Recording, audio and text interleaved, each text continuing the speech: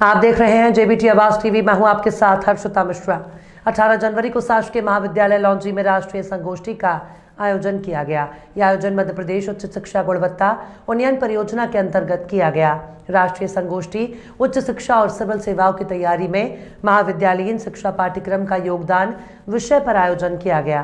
कार्यक्रम का शुभारंभ मुख्य अतिथि योगेश राम टेक्कर, अध्यक्ष जन भागीदारी समिति और प्रोफेसर आर सोनबा ने विशेष अतिथि के द्वारा मां सरस्वती के छायाचित्र के समक्ष दीप प्रज्वलित कर किया गया। राष्ट्रीय संगोष्ठी के आयोजक डॉक्टर डालेश कुमार विजयवार हिंदी संभाग ने संगोष्ठी के विषय पर विस्तृत प्रकाश डालते हुए स्नातक और स्नातकोत्तर पाठ्यक्रम को आधार मानते हुए उच्च शिक्षा और सिविल सेवाओं की परीक्षा के पाठ्यक्रम की बात कही। विभिन्न महाविद्यालयों से आए मेरे सहायक प्राध्यापक बंधु साथी Ambade madam, Nikoshar ma'am, Ghodeshwar ma'am, महाविद्यालय स्टाफ से डॉक्टर चौरे जी, डॉक्टर गौतमा जी,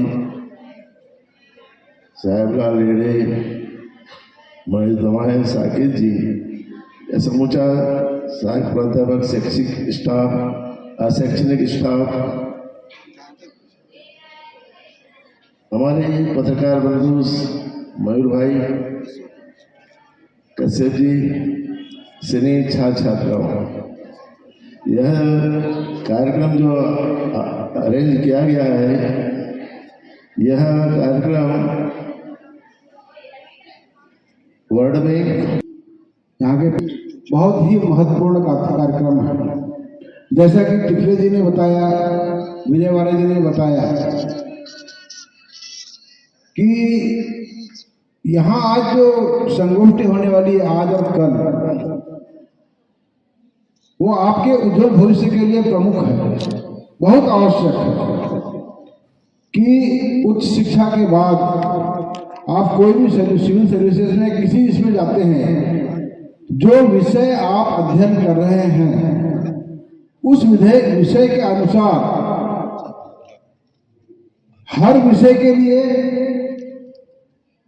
हमारे देश में अलग अलग परीक्षाएं, अलग अलग प्रतियोगिताएं हैं और उसी की तैयारी के हिसाब से आज ये संगोष्ठी रखी गई है।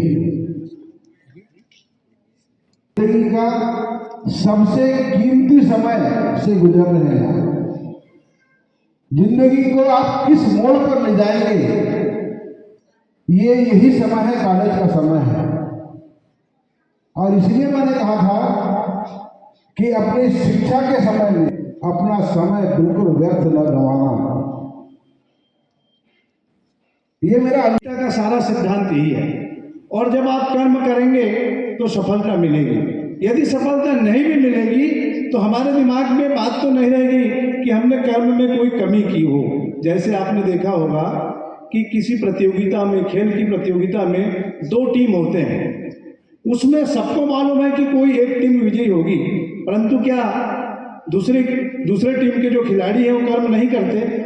वो भी कर्म करते हैं, सर्वोच्च कर्म करते हैं। सर्वोच्च कर्म जब आदमी करता है और उसके बाद भी वो सफलता नहीं मिली, वो अलग बात है, किंतु मेरा ये मानना है कि उसे सफलता अवश्य मिलेगी।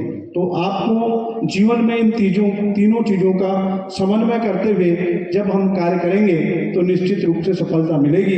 किसी ने कहा है, जीतेंगे हर बाजी, जीतेंगे हर बाजी, बस हौसला बनाए रखिए, झुकेगा आसमान भी कदमों पर, बस उम्मीद का एक चिराग जलाए रखिए, बस उम्मीद का एक चिराग जलाए रखिए। दूसरी बात, ज्यादा समय न लेते हुए एक बात मैं कहूंगा कि कार्य को आप बोझ समझ कर ना करें। छात्रों से मेरा यह है कि पूर्ण मनोयोग से करें, और जब कार्य को आप बोझ समझ कर नहीं करेंगे। मंच पर विराजमान आज के कार्यक्रम के अध्यक्ष आपके प्राचार्य doctor R Solwangne sir, Yogesh sir और विशिष्ट अतिथि महोदय, सारे शिक्षक बंधुओं, शिक्षिका भगिनियों तथा प्यारे विद्यार्थियों, क्योंकि उद्घाटन सत्र है मैं बहुत ज़्यादा यहाँ बोलूँगा नहीं, लेकिन जैसा कि आप सभी जानते हैं कि सिविल सेवा की तैयारी के लिए यह संगोष्ठी आयोजित की गई है और आप सभी को इसका लाभ मिल सके इसके लिए हम लोग आए हुए हैं।